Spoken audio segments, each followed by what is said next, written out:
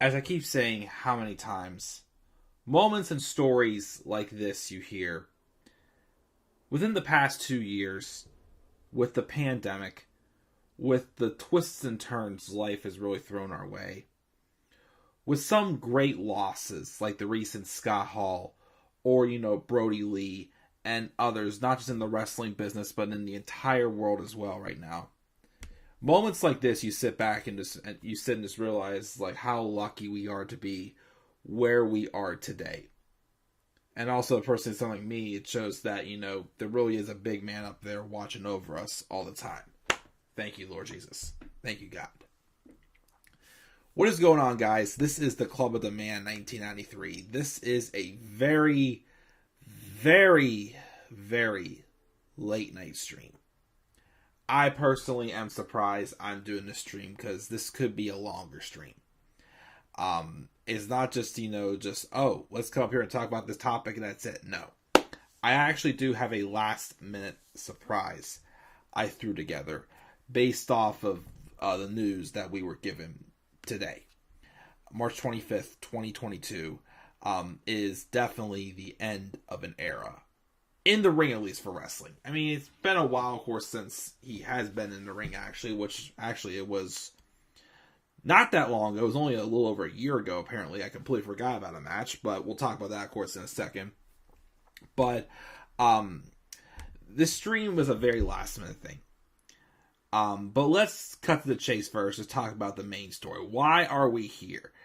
Well, news broke today, March 25th, 2022, that Triple H, Paul Levesque, announced on an interview on ESPN with Stephen A. Smith that he is done wrestling. He announced his retirement. He is never going to wrestle again. And the reason why is because of his health. Now, of course, Triple H has not been seen for quite a while. Around the time where Vince ended NXT and began NXT 2.0, Triple H apparently went away for a while with some health issues. We'd heard some rumblings, but of course, in the past 2 years, and again, the reason why I said you just never know at this point, there have been several, health scenarios that have been kept very private. Which, honestly, out of respect for their families, I respect. But man, does it really hit you whenever you hear the stories that come out. Like, with technology and the internet these days, and, kayfabe, and whatnot, this and that, you feel like you hear everything. But then when you don't hear something like, like the story of what's been going on with Triple H since, like, September or whatnot, then you just really, really sit there and realize, like, wow, like, you really just never know when it could be somebody's time. And how scary it is. Like, look at Triple H. Look at, Bob Saget. Look at Razor Ramon. Keith Lee. Brody Lee. Several people, of course, I mean, back in 2020, it was my uncle. I mean, my uncle had been sick for a year and a half, but, we all thought he was getting better. Or, my cat, also. It's just, oh, man. It's just really, like, is a wake-up call. It makes you think about stuff like this. But what has gone on with Triple H? Well, let me pull up, an article stating what he has said. And this is an article from Wrestling Inc. Written by Matthew Carlos. And here's what it says. WWE Executive Vice President of Global Talent Strategy and Development, Paul Triple H Levesque, says he will never wrestle another match following a serious cardiac event. For me, as far as in-ring, which I get a lot, I'm done, Triple H told ESPN Stephen A. Smith during a portion of an interview that aired on Friday's episode of First Take. I would never wrestle again. And he did get a little emotional with this. First, I have a defibrillator in my chest, which is scary, especially for a guy who's only 52 years old. Which is probably not a good idea for me to get zapped on live TV. Very responsible, of course, of you. The interview is the first for Triple H since his health problems took him out of the public eye last fall. Stephen A. Smith's full interview with Triple H will premiere Friday night on Stephen A.'s World on ESPN+. WWE announced on September 8, 2021 that Triple H underwent successful heart surgery a week earlier at Yale New Haven Hospital in New Haven, Connecticut. It was stated that the operation was needed after Triple H suffered a cardiac event caused by a genetic heart issue. Genetic heart issue, well, of course, it means that it probably runs in the family, probably, or something like that, which is, of course, scary. But this was a very serious turn. He said, I had viral pneumonia. My lungs were inflamed, and as the next couple of days went on and I got home, it got increasingly worse, and my wife saw some blood and stuff that I was coughing up. I went and got checked, and it was coming from the viral pneumonia, but I had fluid in my lungs. I had some fluid around my heart, so they followed up on it, did an EKG and echo and everything, and basically the way your heart pumps out 55 to 65% of your ejection fraction is a good number. I was down at 30. And I got a quick text message saying, don't take time, pack a bag real quick, head to the emergency room, I'll find you in on the way. So by the time I got to the emergency room, my ejection fraction had gone down to 22. Triple H continued, which I was in heart failure. Bad. By the next morning, as they figured that out that evening, as I got the MRI done, they were sending me in for a heart cath. My ejection fraction was down to 12. Just like that. Went from 30 to 12. So I was nosediving and sort of at the 1 yard line of where you want it to be. Or where you don't want to be, really, for your family and your future. Basically saying he almost died. Triple H was this close to death. Probably like just as close as Keith Lee was with his heart issue he had, his inflamed heart issue he had this past year. They tell you it's 99%. It gets real. Triple H says he choked back tears, which he did. When you have 3 young girls, 15, 13, and 11, suddenly I come home, I'm a little bit sick, and their dad, who's strong, always suddenly is in the hospital, and I don't know if they understood the consequences of it, but there's moments in there where when they're putting you out for stuff and you think, is this it? Do you wake up from this? That's tough to swallow and makes you think. Which I said before, moments like this, when you hear about stuff that's happening to some people you look up to and idolize, it really does make you think. And that was basically it for what he had said. There's at this time no plan for Triple H to return to running the NXT brand, and Shawn Michaels has been overseeing the brand since the start of Triple H's medical leave, even though basically Bruce Pritchard is now the head writer for NXT 2.0 for what I've heard. But of course, that's not Triple H's NXT. But let's get into it. Let's talk about this. Oh my gosh. Again, I can't reiterate enough. The past 2 years, with the experiences we've all dealt with personally, again, you really cannot take life for granted. Triple H has not taken life for granted one bit. All the hard work he's put in, his 30 years in the business, in the ring, outside the ring, is unbelievable. You go back and watch like the WrestleMania 32 24 special, and all the work he had to do as far as running NXT TakeOver Dallas while working out and getting ready for his main event match with Roman Reigns that Sunday, which unfortunately did not capitalize. It was not that good at all. But you saw how much heart he put into this business. How many stars that even though they did not... Here's the thing I will say. Triple H is the main reason why a lot of the biggest stars have succeeded in the past 20 years. Whether it was in NXT, WWE, or even people who had left WWE and gone elsewhere. He is probably the biggest reason why those people got got the eyes and the attention. You think of guys like, of course, you'll go back to, D-Generation X, Shawn Michaels, Scott Hall, X-Pac, Road Dogg, Billy Gunn. That's D-Generation X. You also got people like, The Rock, who had an amazing feud with Triple H. Austin had an amazing feud with Triple H. But other stars that, and here's the thing too, again, I keep always reiterating this. I am, in fact, a late bloomer wrestling fan. This August, it'll be 9 years since I officially became a wrestling fan. And I did not get to watch all Triple H's matches growing up.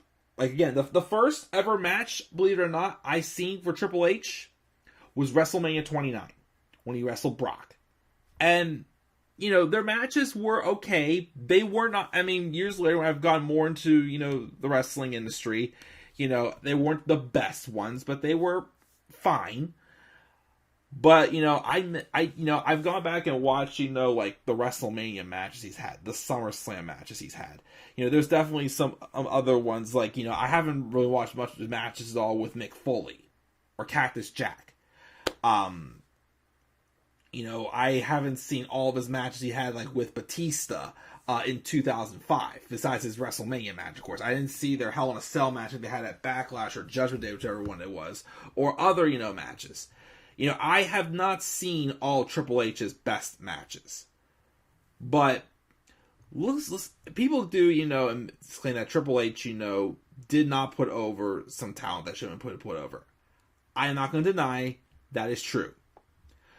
But again, you go back, I talk about the D-Generation X's. You talk about evolution. Randy Orton and Batista. Would those two guys have been Hall of Fame caliber stars if it was not for Triple H? Would Chris Benoit gotten his WrestleMania moment at WrestleMania 20 if it wasn't for Triple H? I believe, was Triple H the first person that Jeff Hardy really feuded with for the world title? I know he feuded with Edge for quite a while with the world title, but I thought he also feuded with Triple H like end of 2006 or 7. I think it was that Hardy feuded with Triple H for, and several others. Like, reminder, Triple H had a losing record at WrestleMania. He lost a lot of matches at WrestleMania. But, you don't talk, not just, like the guys that, he was part of, like, stables and factions with. Look at the NXT talent that we've gotten over the past 10 years. The Adrian Nevilles, the Seth Rollins, the Dean Ambrose, the Roman Reigns, which, okay, some of those names, yes, they were stars outside the industry. The Finn Balors, the Karrion Crosses, the Samoa Joes, the Ricochets. You want to say them as well. Again, the Johnny Garganos, the Tommaso Ciampas, the Aleister Blacks. These guys that I'm pretty sure that Triple H deceived when Vince brought them up to the main roster, completely tore them down. I didn't even talk about, like, Pete Dunne or Tyler Bate or the UK stars that he worked with as well. And the thing is there's a lot of these guys that, like, like the Aleister Blacks, the Keith Lees, the Ember Moons, the Shayna Baszlers. Well, not Shayna Baszler. Shayna Baszler's still in WWE. But there's been a lot of stars, of course, that have left the industry. But the thing is if it wasn't for Triple H, even though they did not succeed in Vince McMahon's eyes, people still wanted them in other industries because Triple H helped them become who they were. Like, if it wasn't for Triple H, we would not have gotten, the 9 or 10 years of NXT that we got before Vince ruined that too. It's a shame it happened, yes, but Triple H could easily, I don't know if he's still, how much he's going to get involved behind the scenes with, his heart conditions he has now or whatnot. Triple H could have easily gone off on his own to build his own wrestling company.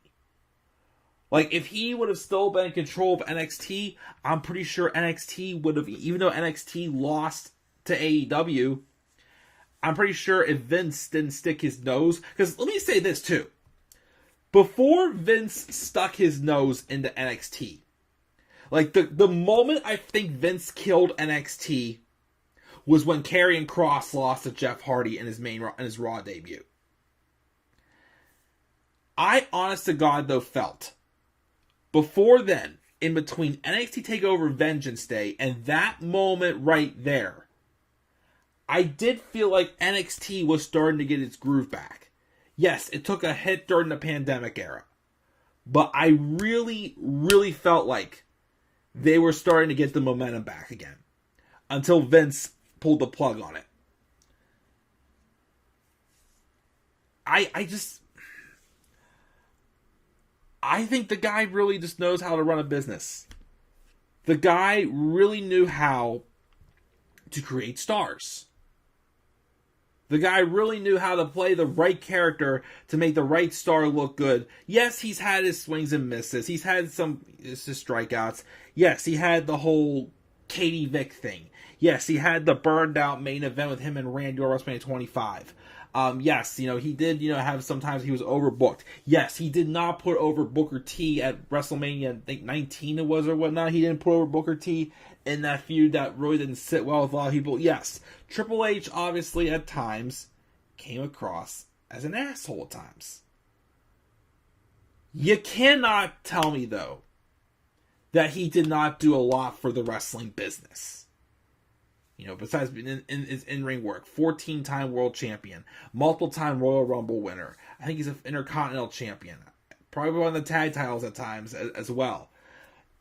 You can't tell me that this man, though, has not left a legacy on the wrestling business like he did. And has. And hopefully, maybe still will in some ways be involved with it. There's just a lot of things, a lot of people that would not be as successful as they were if it wasn't for Triple H. Triple H, there's a lot of talents that say, they should have been given up on. And Triple H did not give up on them. And look where most of the talents are today. Even if they aren't on Raw or SmackDown succeeding, they're elsewhere right now succeeding as well. Even if, it was people that, even when he was in charge of 205 Live. There was some stars that, yes, were getting opportunities that was just like, okay, yeah, they're not really the best people, be thrown to this opportunity. But he gave people a chance. He gave him a chance. I'm grateful he's still alive right now. I am grateful for all he's done for the wrestling industry. I'm grateful for all the stars that he's created, the amazing job he did with NXT. We can sit here and talk about, matches or, storylines he has had. Personally, I want to mention, some of my favorite matches of his. The first one that instantly stands out to me is definitely End of an Era. Like I said, the first ever Triple H match I ever watched was when I watched WrestleMania 29. The first WrestleMania I ever watched. And then, I was given some DVDs. And the first match, I think after that, I saw him when I went back and watched WrestleMania 28. And I saw End of an Era. And I still think that's one of the best matches of all time. People also say, a good match of his was definitely when Shawn Michaels returned at SummerSlam 2002, the unsanctioned match. He definitely had his excellent match when he feuded with Batista. Even though, of course, him and Randy Orton, of course, had that big strikeout at WrestleMania 25. They still, I'm sure, had good matches as well. Him and John Cena, him and Edge, him and The Rock when they were fighting for the IC title in a ladder match, or they were fighting for the world title when Triple H was part of the corporation. Where he was putting over wrestling, and tag team wrestling as well with D-Generation X as well. There's a lot of great matches. A personal favorite of mine, I want to mention, it's a hidden gem for sure. 2016. Well, actually, there's two from 2016. One I will say is not the one I was thinking of at first. The one at that Roadblock special when he took on Dean Ambrose. That was an excellent world title match. Very, very great world title match. But the one I was thinking of originally, I was going to say first, is a match he had in 2016 on Raw with Dolph Ziggler. I personally remember that because, one, it felt like, it was much needed, as there was kind of a history with the Authority and Dolph Ziggler, with Ziggler being the sole survivor in the Team Cena versus Team Authority match. That was still one of my personal favorite matches. And, of course, also because I saw that live, because that was in Pittsburgh. And, of course, also, like, one thing, I am definitely, grateful for. He was the person who got over the man who made me a wrestling fan, Daniel Bryan. With the storyline of Daniel Bryan, being sabotaged by the Authority every single time he tried to, try to stop Daniel Bryan from reaching the top, you couldn't stop him. He had that excellent opening match with Bryan at WrestleMania 30. Of course, he tried to stop Bryan in the main event, throwing all the obstacles Bryan had dealt with over the past year back at him one more time. He was still able to overcome it. And also, one thing I'll give Triple H credit for that night was that amazing call that Michael Cole made. The Miracle Kid, the Miracle on Bourbon Street. If Vince McMahon was in Michael Cole's ear at the time, he would not have said that. Triple H, though, is the one who, of course, obviously, was the one on the headset that night when Michael Cole made that call, which Michael Cole will always say was one of the best calls he's ever made, in his career as a commentator. There's definitely a lot more, of course, but it's definitely for another day to talk about some of Triple H's best matches. Let's check the live chat really quick here. Take a quick breather. We got Tyler and TN Coupon. Thank you guys for joining me on this late stream. Thank you, Triple H's. Also, we're doing an amazing job at NXT. If he had one more match, would be either versus Kevin Owens or AJ Styles. I like both those ideas. Especially Kevin Owens. Classic match versus Austin 2003 at No Way Out 2001. Went for over 40 minutes. Never heard of that match. You gotta check it out. Royal Rumble 2000 versus Cactus Jack Street Fight. That is another one I'm always told to check out for sure as well. But actually here, we're not done. We are not done at all with this stream, because I have a little surprise for you guys.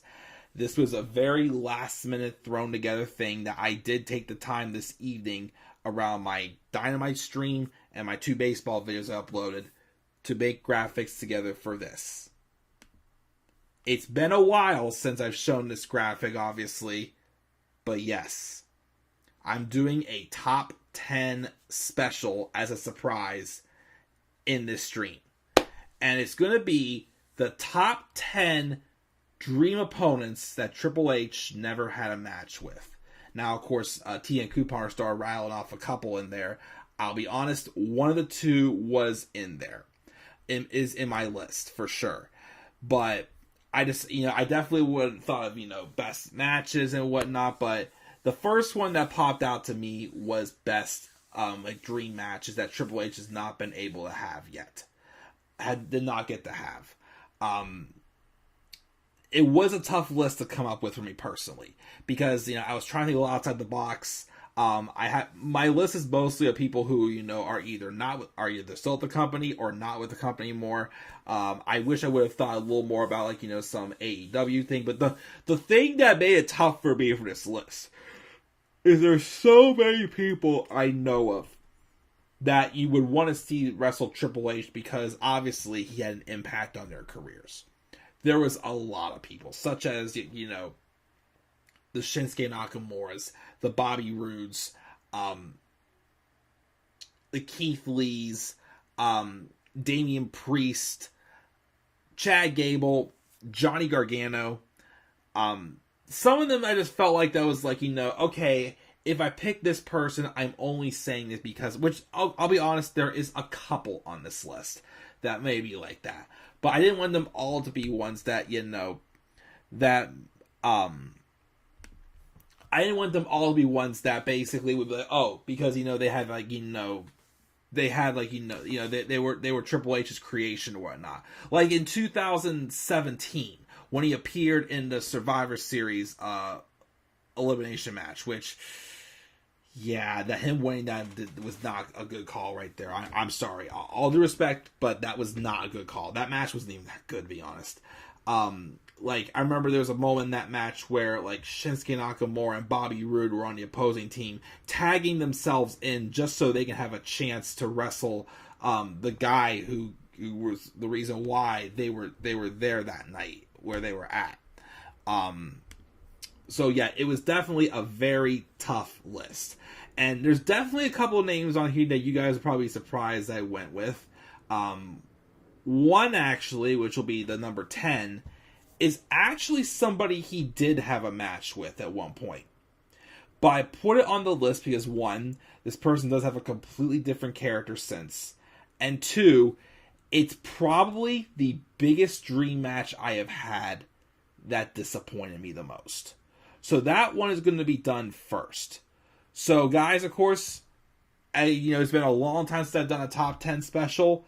But just leave your thoughts in the comment section, in the comment section or the live chat as to some of your top 10, your opponents that Triple H never had a match against. I actually will be honest also, one of them is not AJ Styles. I would say AJ Styles would be a good opponent for Triple H, but I feel like there was a few others that I would have picked first before AJ Styles.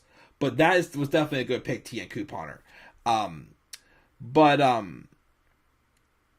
I want to go through this list and again, share me your top 10 dream opponents. And as I said before, this number 10, it's somebody Triple H has already did have a match with. But I put them on the list because, again, like I said, one, they have a different character, and two, it was definitely probably the most disappointed I ever felt with a dream match. So we're going to roll in and talk about these top 10 dream opponents that Triple H never had, starting with number 10. The Club of the Man 1993 presents Triple H's Dream Opponents. Number 10. Roman Reigns. Yes, I do know. Roman Reigns faced Triple H for the WWE World Heavyweight Championship in the main event of WrestleMania 32. I know. So this is not a match that technically was missed. However, I still included Roman Reigns on this list at my number 10. Because as I always say, this probably, in my 9 years as a wrestling fan, is the biggest dream match I had that I was probably the most disappointed in when this match took place at WrestleMania 32. I had wanted to see this match one-on-one ever since the Shield and Evolution feuded in 2014. I remember, I actually was hoping that this match would have happened at SummerSlam that year, which of course ended up being Roman Reigns and Randy Orton instead, and Triple H didn't wrestle until he wrestled Sting at WrestleMania 31, despite, him running in, saving his Authority members and whatnot. But yes, as I said before, the reason why I put Roman on this list is because, like I said, it was the biggest dream match that I saw happen that I was probably the most disappointed with. And honestly, the problem was just the fact that they screwed up the story. Basically, the biggest, downfall to this was the night after the Royal Rumble in 2016, where Triple H said himself, Roman Reigns was never going to get an opportunity again as long as he was champion. Was that the reason why he even entered the Rumble in the first place? To take the title off of him and, basically, protect the hell out of the title from ever being put back on Roman Reigns again? Well, Why, at the end of the night, did then they just, for no reason, hand him an opportunity to wrestle in a number one contenders match at WrestleMania? And again, it was three people: Roman Reigns, Dean Ambrose, and Brock Lesnar. Three guys that Triple H didn't even like. So why would they give them the opportunity? The other thing, of course, too, is I still feel like that WrestleMania match did not need to have the world title involved. Because to me, Roman already defined the McMahons with winning the world title, and Triple H stopping him from winning the world title. Yes, that could have been a thing, but they could have had a match without the world title because again, Roman had already gotten the title. Plus two, without the title on the line, the match would not have been as predictable. But, it was a long WrestleMania, and the last, hour or so, really tanked on the show. And, of course, it was just a long, 25-minute match that really was just slow, dragging. It was boring. Triple H had, when even Triple H had, the sledgehammer at the end of the match, I remember. He just literally, grabbed the hammer, stand in the middle of the ring. He was just okay, just hit me, Roman, and let's go home. That's all it basically was. The only thing I'll remember from that match was that what I liked was when Roman speared Stephanie.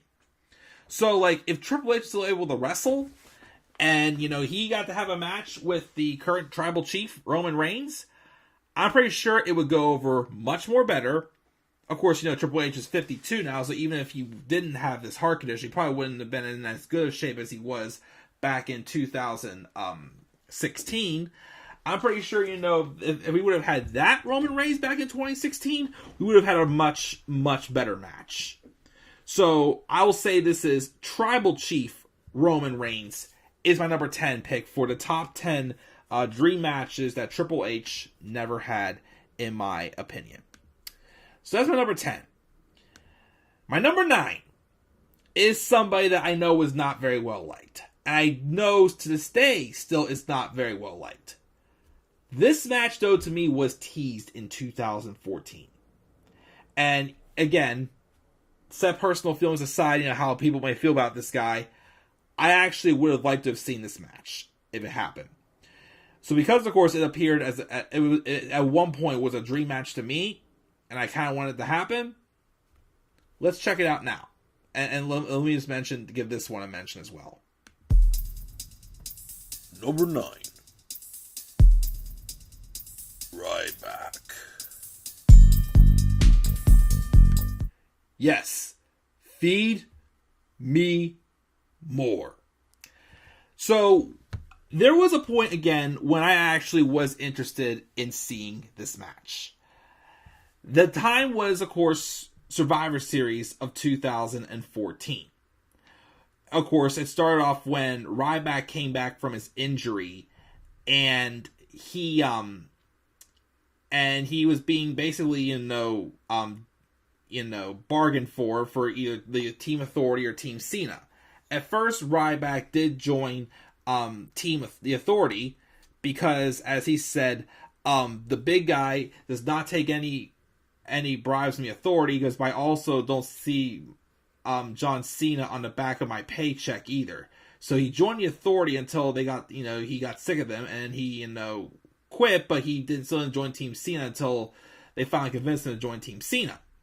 So I thought at first, and of course, there in that Go Home show episode, that contract signing or whatnot, whenever they had that brawl, and before Cena hit Triple H with an AA through the table, there was a stare down with Ryback and Triple H. And I thought, well, if they're bringing Ryback back as a babyface, and they're giving him a lot of attention, trying to give him his momentum back, I thought maybe this could lead to a match maybe at, I don't know, maybe, well, of course, this is before, of course, Sting showed up, but I thought maybe it could lead to a match at WrestleMania or something like that with Ryback and Triple H, just to give Ryback some type of a spotlight or whatnot. Didn't happen, of course. And of course, Ryback's career went downhill. But of course, also, when I did listen to Ryback's conversations with the big guy, once when he talked about his ankle story, and he told some story about how when he was trying to come back, from his ankle injury, and of course a lot of people seem to not be showing faith in him coming back. Like he was almost fired. Ryback was supposed to be fired back then, but he did talk John Laurinaitis out of not firing him, even though he had forgotten to tell talent relations not to send him his firing papers, which I think Ryback kept as a souvenir apparently. But he told some story about how when he was around Triple H at one point when he was like almost like ready to come back, and I guess Triple H said some comment like, eventually we're gonna have to pull the plug on you or something like that.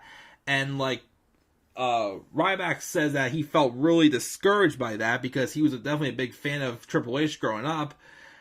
And I don't know, to me it's like, you kind of want to see, like a few, you have a chance to wrestle one of your favorites growing up, of course, is Triple H. And I think with two guys bigger built and whatnot, they could have put on like a pretty solid match, in my opinion.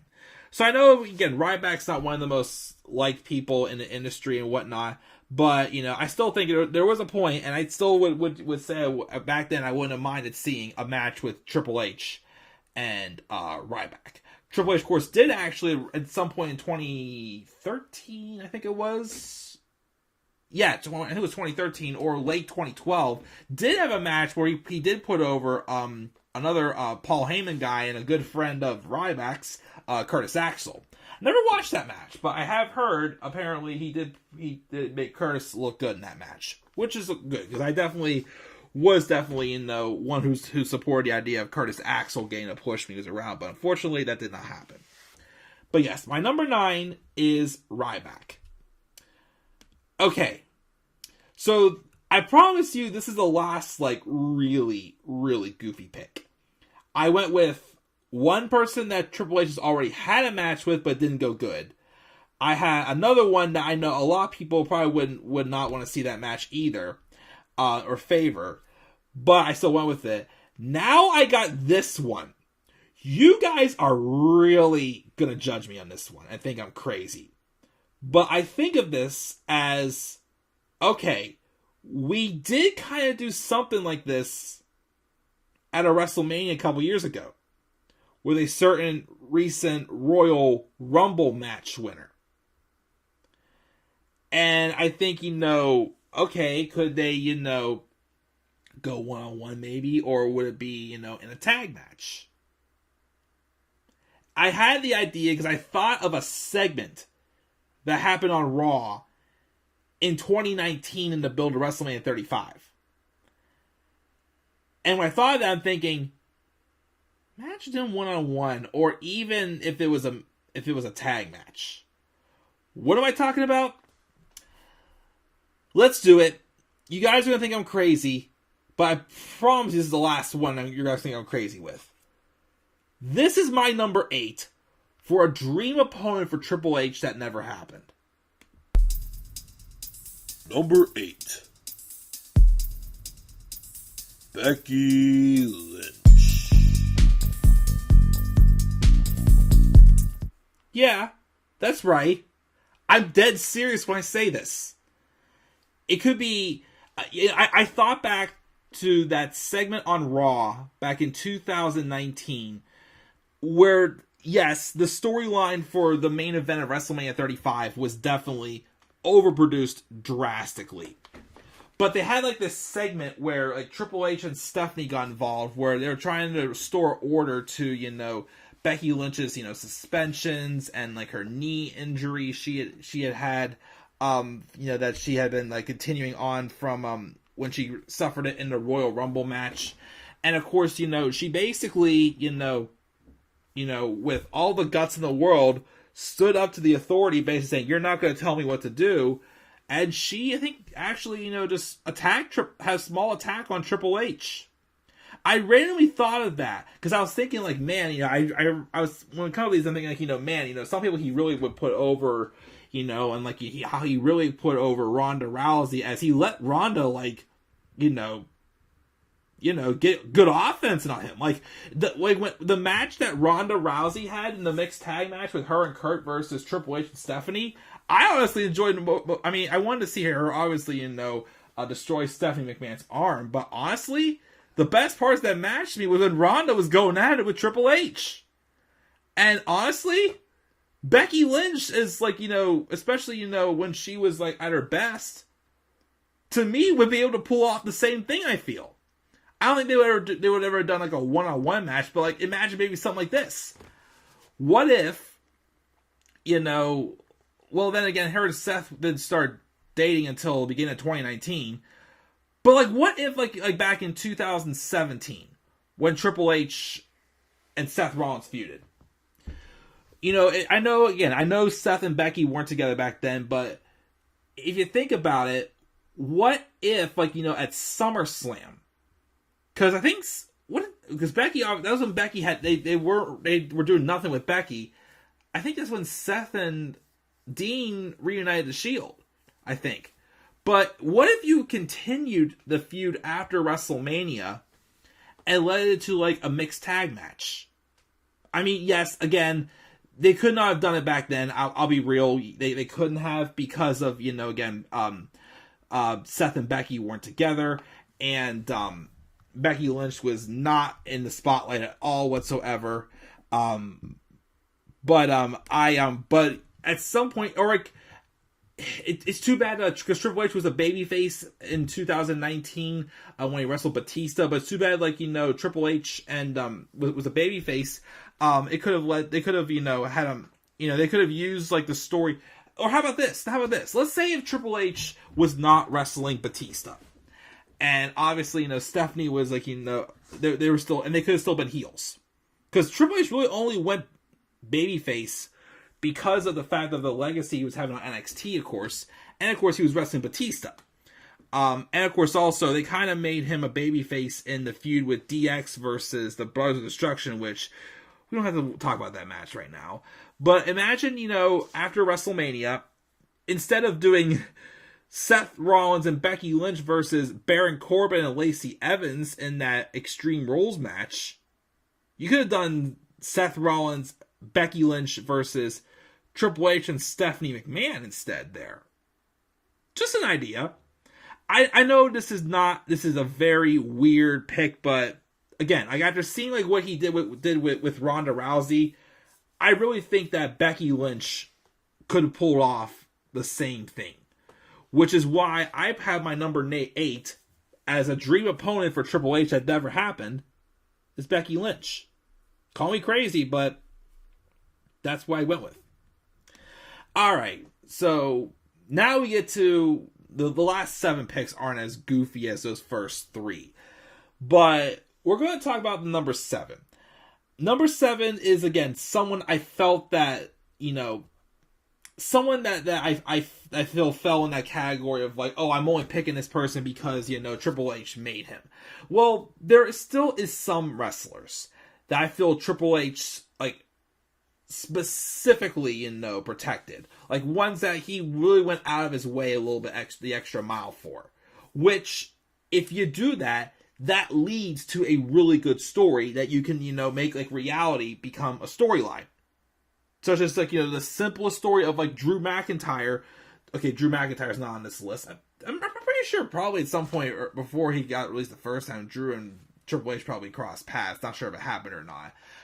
But this person was somebody that Triple H stuck his neck out for. Because not only did this person get called to the main roster and was about to get a rocket ship main event push till an injury happened, but then, of course, whenever things seemed going bland, and with NXT moving to live TV, Triple H grabbed somebody to try to help reignite his own career. And it worked until this person came back up to the main roster and it was back to where it was. This is one person that I firmly believe Triple H, would literally protect the hell out of if he still had the power to do so. Let's talk about my number 7. Number 7. Finn Balor.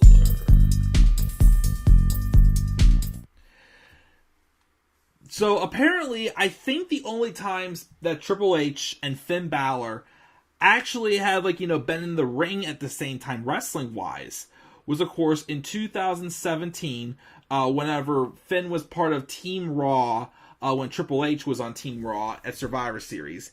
And I think, don't quote me, but I think WrestleMania 33 season, before Finn Balor came back to live TV after a shoulder injury, I swore I saw a couple photos where Triple H was wrestling at house shows, and I think there was a tag match where Triple H did, which I think was where this photo from, did team up in like a 6-man tag. It must have been, I think it was like Rollins, Triple H, and Chris Jericho, I think, against Triple H, Kevin Owens, and Samoa Joe. Oh my goodness. I remember when that was actually a teased stable. Triple H, Kevin Owens, and Samoa Joe could have easily been the modern day Evolution. Oh geez, that would have been... Whoo! Anyways though. But yes, Finn Balor is somebody that Triple H was really high on. Obviously, when Hideo Itami went down to injury, he put Finn Balor in that place and gave Finn Balor a legendary NXT title reign. He got called up to the main roster. He was one of the first people drafted to Raw when the brand split returned in 2016. And he was given a rocket ship push to the top until his shoulder got hurt. Obviously, when we watched the Finn Balor's 24 special, the first person that Triple H was, the first one that was congratulating Finn and looking after him with his shoulder injury was indeed Triple H.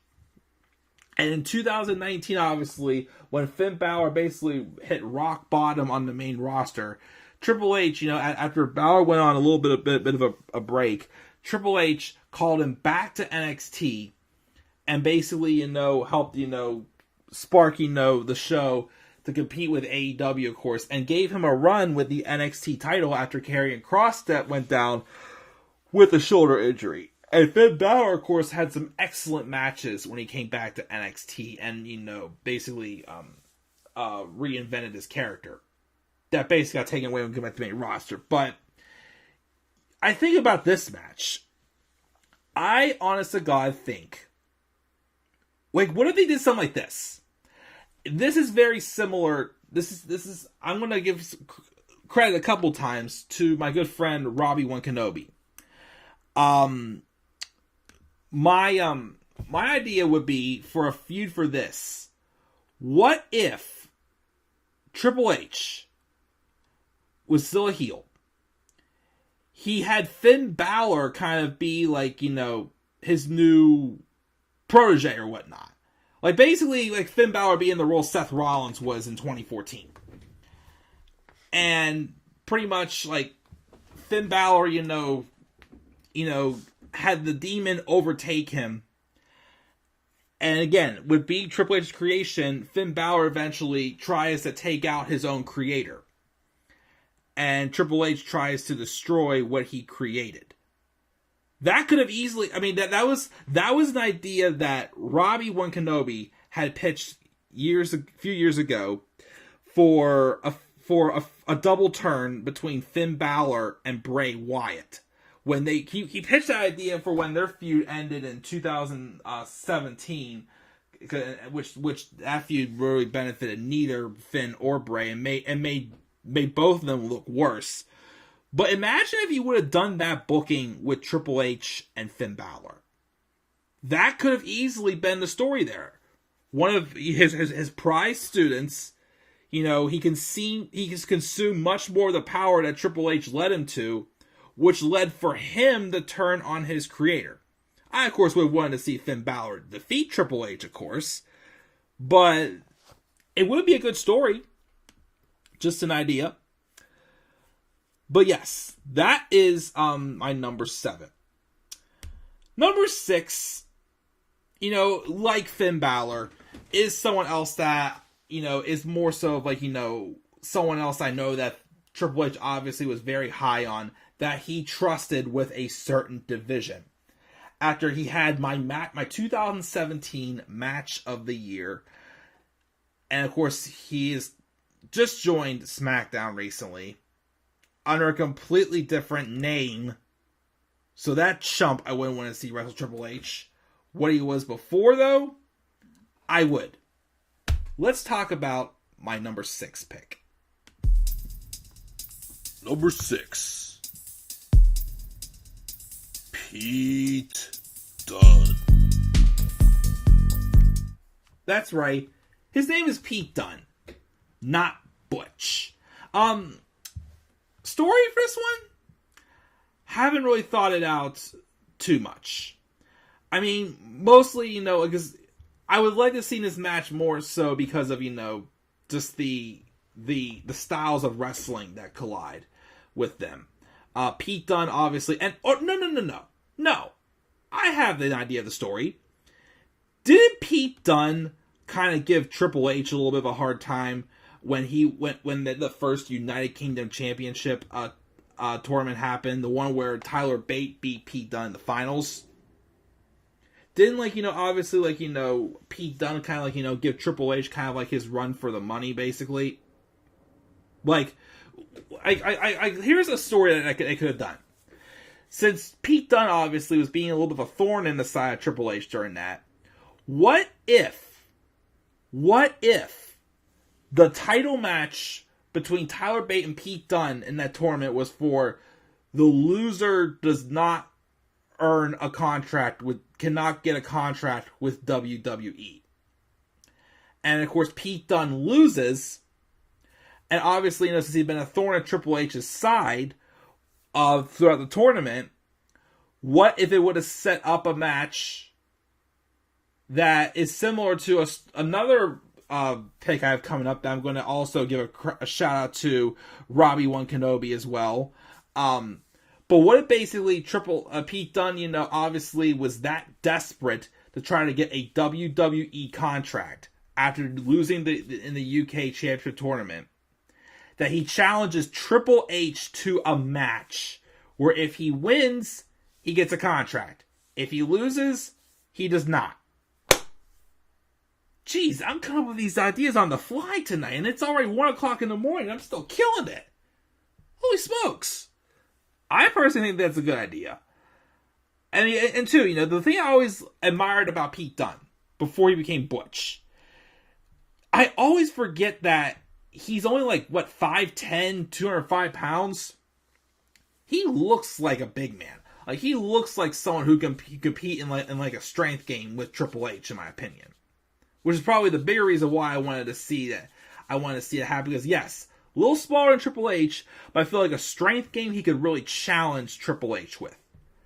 But yeah, just that simple story right there of, yes, he's someone that Triple H is obviously, a creation that Triple H made, but like I said, also, you could have told, if you wanted to, you could have told that story back at the UK in the UK tournament. Really could have set the bar high for Pete Dunne becoming, getting that. And of course, obviously, him being Triple H was how he could have earned that title opportunity against Tyler Bate at TakeOver Chicago, where he won the UK title and went on and had that 685-day title reign. Yeah, that same person now is a little chump named Butch who looks like freaking Grover Dill from Christmas Story. Ah, gosh. Man. But yes, that is my number 6 pick, is Pete Dunne. So far, guys, I'll check the live chat in a second, but so far, my list of top 10 dream opponents for Triple H that did not happen. Number 10, Tribal Chief Roman Reigns. Number 9 was Ryback. Number 8 was Becky Lynch. Number 7 is Finn Balor. Number 6 is Pete Dunne. Let's check the live chat. We got TN Couponer leaving some messages, which thank you very much. Also, Tyler says the first match of WWE 2K22 was AJ Styles and Roman Reigns. I'm hoping we get that feud this coming summer, of course, because again, we haven't seen them fight one-on-one since 2016. And a much more improved AJ Styles and a much more improved, better character, Roman Reigns. That could have headlined WrestleMania title for title for all I care. I would have rather have seen Roman Reigns and AJ Styles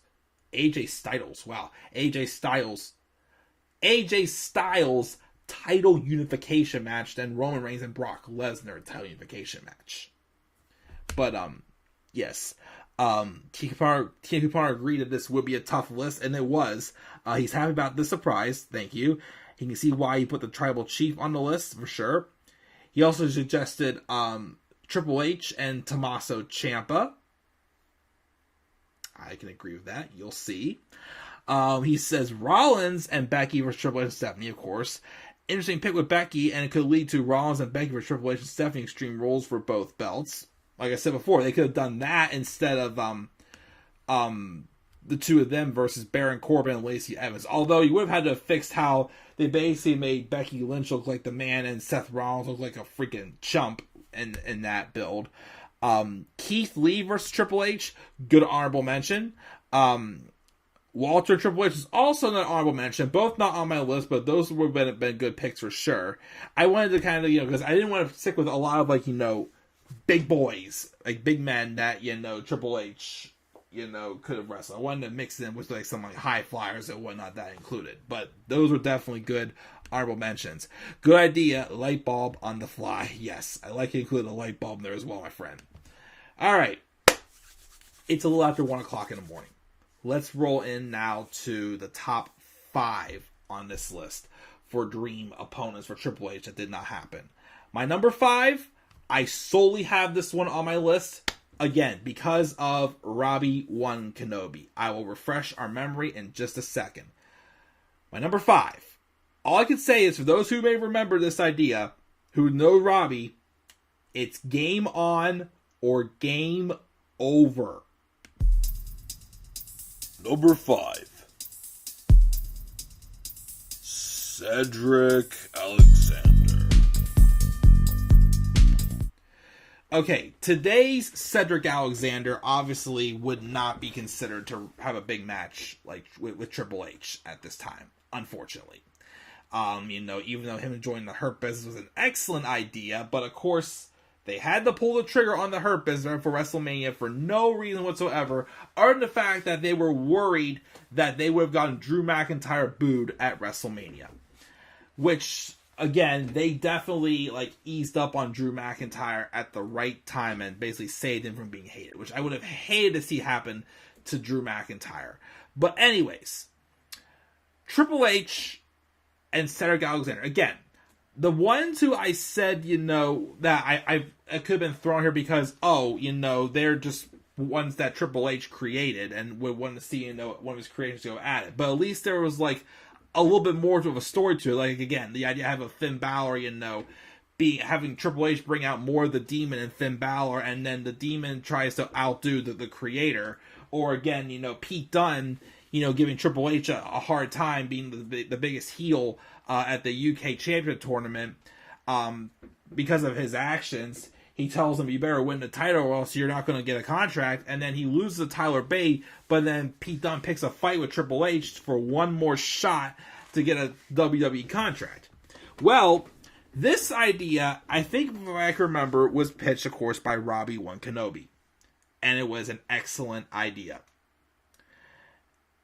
It was this idea where when Cedric Alexander lost the Cruiserweight Championship, I think they even tried doing this too. When Triple H lost when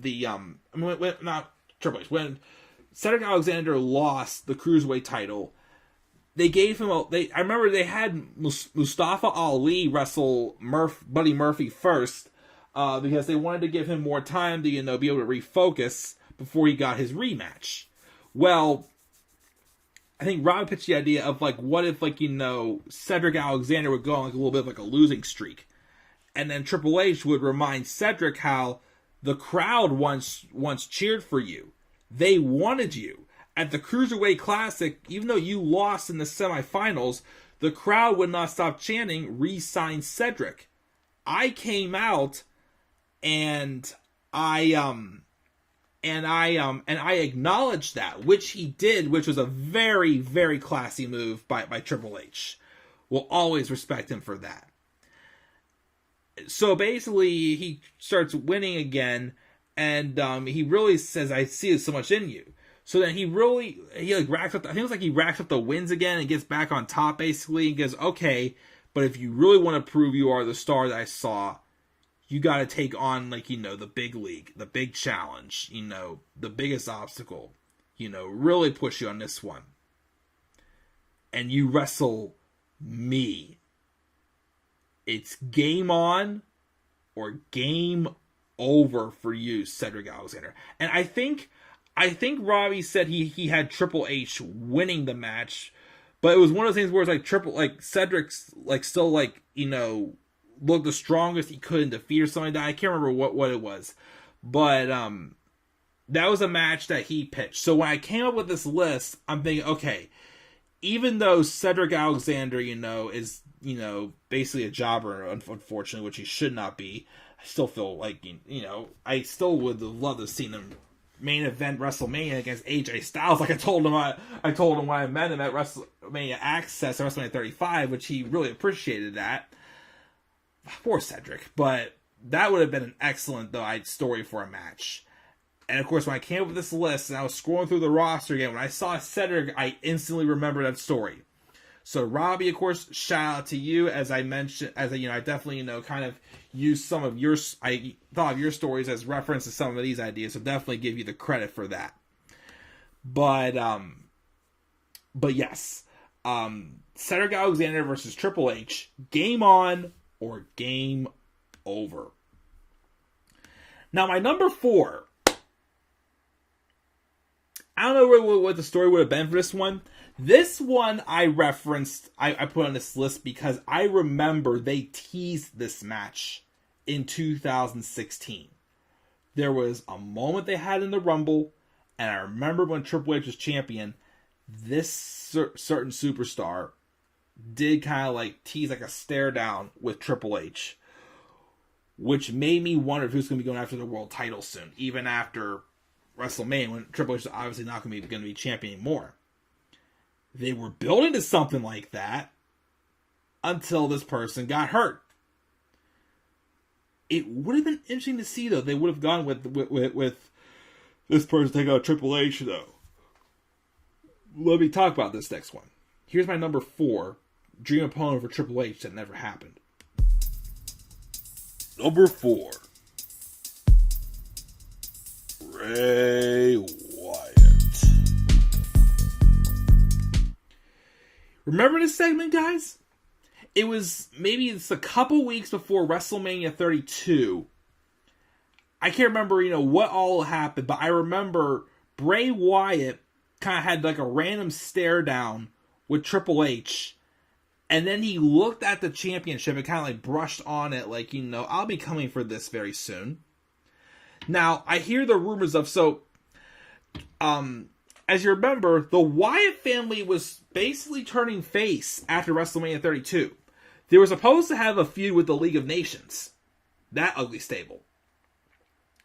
And then I remember, the last thing I remember before he got hurt was they had a match on Raw 2 weeks after Mania where Shane McMahon had Roman Reigns team up with Bray Wyatt to take on 2 members of the League of Nations. And boy, oh boy, did that get a big reaction. Bray Wyatt was a freaking babyface. I don't know, and honestly, they could have gone through and done a double turn with that feud too. Bray Wyatt and Roman Reigns. Easily could have done a double turn on that in 2016. But then Bray got hurt, and then they brought them back, and they made him heels again, and that was all bump and smokes. I don't know what the story could have been for this match. I don't know if it's, just Bray Wyatt playing his typical mind games, trying to, I don't know, it could have been, the Eater of Worlds trying to take down the King or whatnot, maybe. Or no, the Eater of Worlds is trying to play his game with the game, or something like that. Along the lines. It would have been an interesting match for sure. But I just remember this was teased in 2016. I'm thinking, man, imagine what would happen if that one did happen. But of course, Bray is not in wrestling right now, as he is focused a little bit on a movie career, but hopefully someday soon we will see him back in the ring again. Maybe. We'll see. Then again, though, I think about it, though, I always wonder, man, he could have really gotten over with that babyface turn in 2016. But then again, remember, there was also The Fiend that happened. The Fiend was not interrupted by injuries. The Fiend was interrupted by bad booking. So I'm pretty sure at some point Vince would have screwed up the booking on a Bray Wyatt face turn in 2016 anyways. But who knows? But this is definitely one that's been teased, and I definitely think it would have been interesting to see for sure. So yeah, my number 4 is Bray Wyatt and Triple H. Number 3. T.A. Couponer, you mentioned this one before. Number 3. Tommaso Ciampa. Definitely a good honorable mention also would have been Johnny Gargano as well. But I did not want to include both of them. But I think Tommaso Ciampa, at a point, especially when he, was the Sicilian psychopath heel he was, when he first turned on Johnny Gargano, he basically was NXT's Triple H inside the ring. With, the whole power game and, the mind games and whatnot, and the control he had and everything.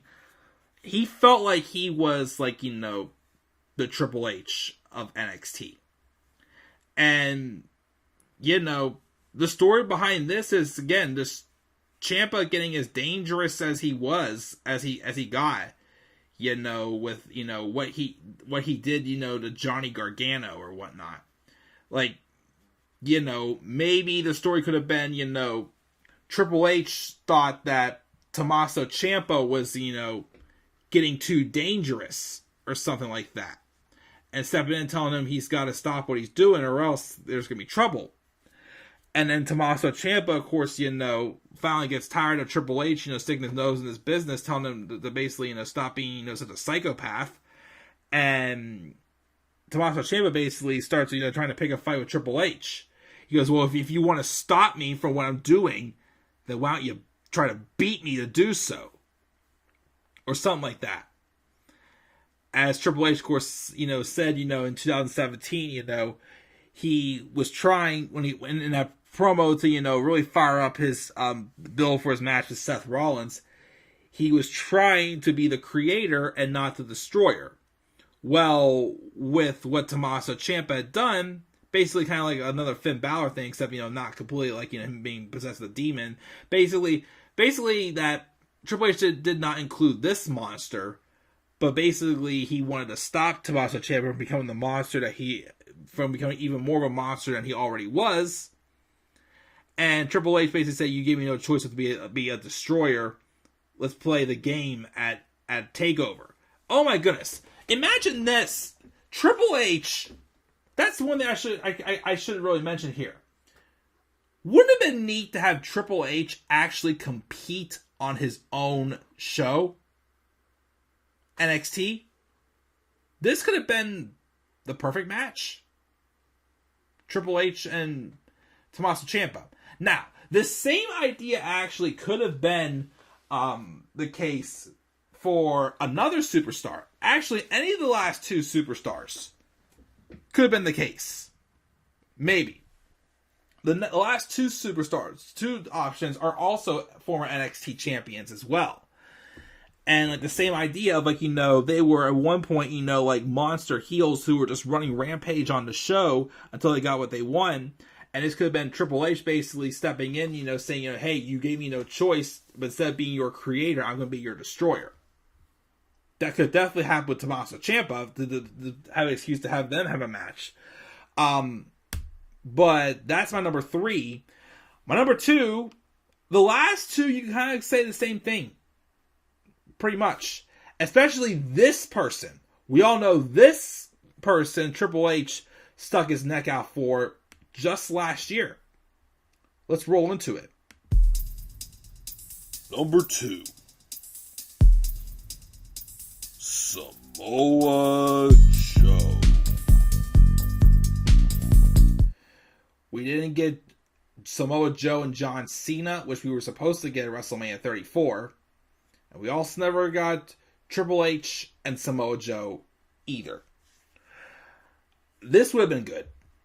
Like I just said, like a time where if you wanted, like this could have been another match you could have set up at a takeover event.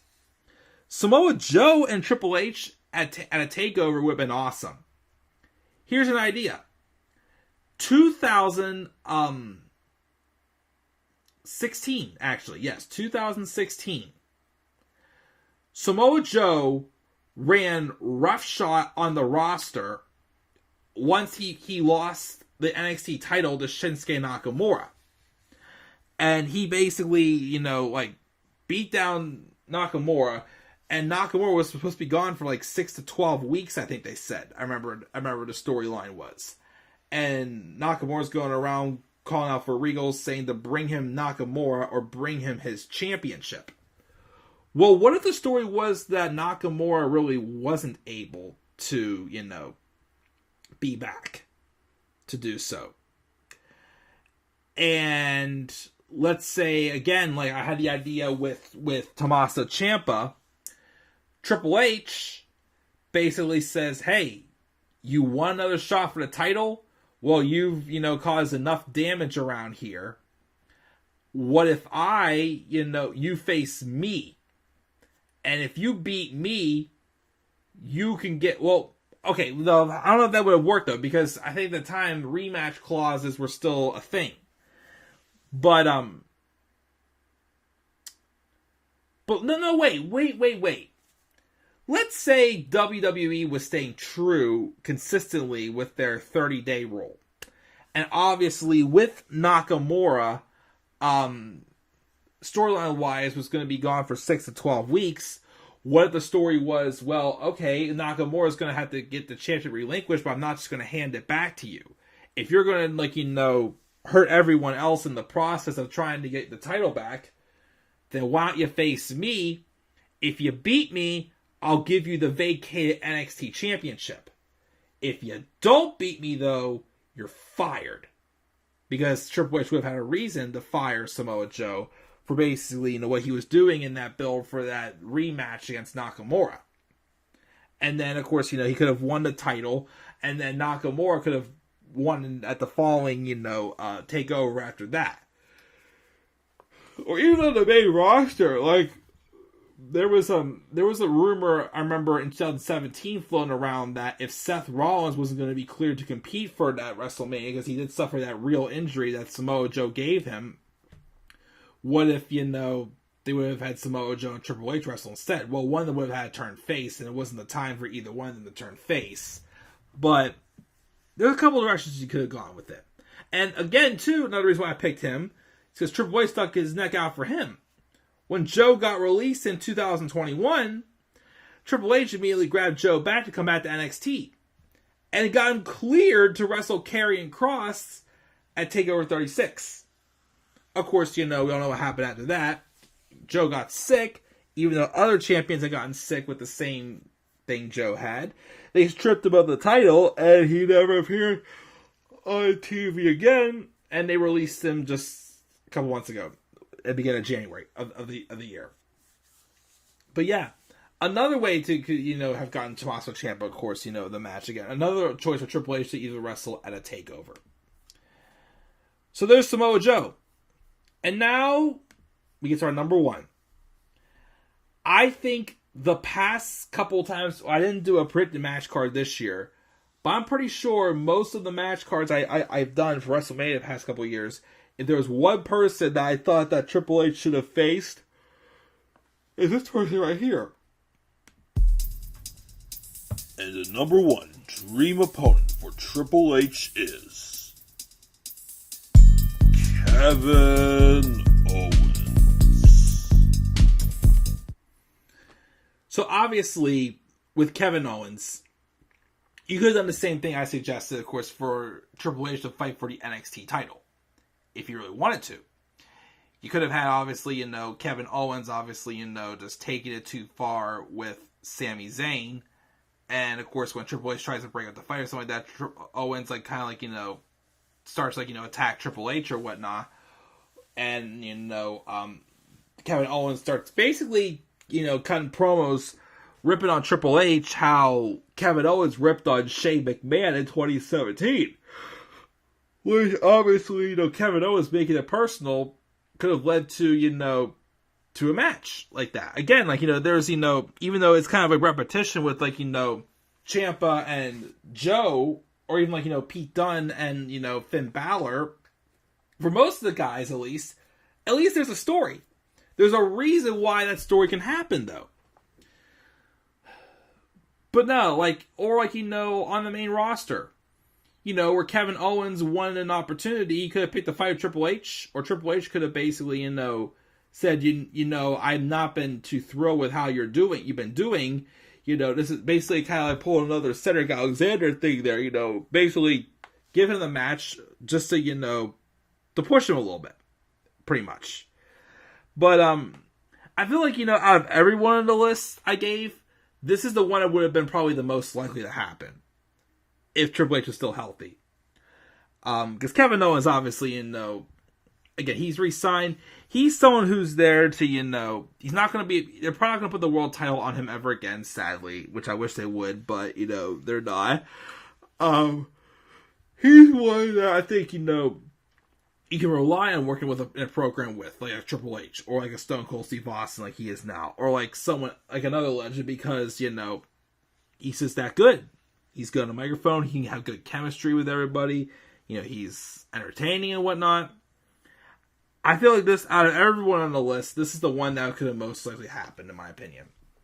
And that's why Kevin Owens is my number one for the top 10 dream match for Triple H that never happened. And with that being said, guys, I'm going to wrap it up here.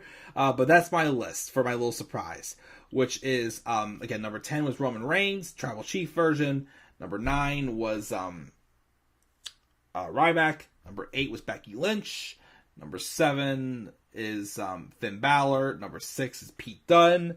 Number 5 was Cedric Alexander. Number 4 is Bray Wyatt. Number 3 is Tommaso Ciampa. Number 2 is Samoa Joe. And number 1 is Kevin Owens. Yeah, so that's my stream, guys. I definitely maybe will try to do a top 10 like Triple H matches or something like that at some point. Don't know when I'll do it, but at some point I'll do it. But yeah, about an hour and 20 minutes stream, time I thought this would be. Got to talk quite a bit about Triple H at the beginning, and I got to do a surprise top 10. I miss doing these top 10s. Like I said, if it doesn't take, if the graphics didn't take so long to make, I definitely would do these more often, but with how busy I am, it's hard for that as well. But, a couple of things to bring these back, on time. So I'm glad I got to do it. And glad I got to have, like Tyler and TN Couponer join me as well for this. Before we go off the air, he also suggested Buddy Murphy and Triple H. That could have worked out pretty good too, because remember, Triple H is the one who gave Buddy Murphy the opportunity in the Cruiserweight Championship tournament. Basically, it was very much Murphy's last shot, or else he was going to be released back then anyway, so yep. MLW Jacob Fatu versus Triple H. Nice. Bray and Roman versus Triple H and Batista. Ooh, I would like that one. What might have been for Samoa Joe? Yes, and a good choice number 1. Indeed. Of course, someone pointed out that thing as well. It's also, quite a coincidence also that Triple H's last 2 matches were against the 2 young guys he put over from Evolution. Batista, you wrestled WrestleMania 35, which Batista wanted to have his last match against Triple H and put him over out of respect for putting him over years ago. He also wrestled Randy Orton at Super Showdown 2019. And he had like that it wasn't an actual match, but that fight, that brawl he had with Orton on Raw in 2021, that I think ended where Triple H came into the ring with a torch, but then disappeared, and Alexa Bliss appeared and gave Orton a fireball, something like that. But interesting way again to see the Triple H's in-ring career come to an end was the last 2 people he wrestled were 2 Evolution mates, which is quite amazing. And of course, he got to mention the fact that he did get to wrestle with his best friend one last time, and against 2 people he has a lot of respect for as well, with Undertaker and Kane. But yeah, That's going to do it, guys. I was tired. I'm going to bed, but I think I had a pretty strong stream. Again, thank you both Tyler and Tia Coupon for joining me. But guys, that's my thoughts again. And Triple H, as always, just thank you for all you've done for the business. You know, I hope you get to at least contribute some way to the wrestling business still, even though your in-ring career is over. But if not, I'm still always respect the legacy you've left on the wrestling business. And definitely, in my opinion, one of the greatest of all time. So guys, what are your thoughts on Triple H's retirement? What are your thoughts on, dream opponents that, he never wrestled? Or maybe someone he did wrestle for, he'd like to have another match, prove himself better? Or, just anything. What are your thoughts on the career of Triple H? Please leave your thoughts down in the comment section below. And be sure to always just slap a like on the video and subscribe for more content on my channel. And follow me on Twitter at TheManAirboy93. With that, guys, I'm going to bed. Next time you'll probably see me is Sunday for my final retro WrestleMania live reaction, which will be another recent match that happened. Which one is it? Let's wait and find out. And like I said, the plan is, again, do that on Sunday. Maybe try to squeeze in Seinfeld reviews or Harry Potter review gameplay if I can. But I can't guarantee that. But definitely for this week, Sunday is WrestleMania stream, retro live reaction. Monday I'm going to Raw. Tuesday I'm going to be at Ashley's. Wednesday, Thursday, or Friday. Probably try to do it for either Wednesday or Thursday. I'm going to do a WrestleMania preview and predictions. Of course, I got a few Dynamite, which may have to wait until after Mania. And of course, at some point, I will do my WrestleMania 38 review. And maybe some live reactions for some matches at WrestleMania 38. But yeah, good night, guys. Thank you all for joining me again. Had a great time. Hope to do these streams more often. I'll catch you all later. Have a good night, guys. Peace out, everybody.